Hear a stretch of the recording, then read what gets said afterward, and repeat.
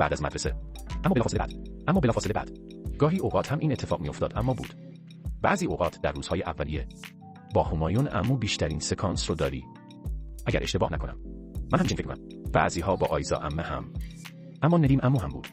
اکثرا تا الان با آیزا عمه بود، اما الان بیشتر با همایون عمو. پس با چه کسی سرگرم کننده تر بود؟ هر دوی آنها. خب پس با هر دوی آنها سرگرم کننده بود. صحنه‌هایی با عدنان عمو. او بیشتر آنجا نبود. او آنجا نبود. اما حالا در درام دیدیم. آن اتاقی اصلاً عدنان عمو یا عموی شهردار را دوست ندارد. اما عدنان عمو در زندگی واقعی خوب است. آیا آنها را ملاقات کردید؟ او بسیار شیرین است. من همچنین او را ملاقات کردم. او بسیار خوب است. این موهای بلندی که داری مثل چیزی نیست که در مدارس اجازه ندارید.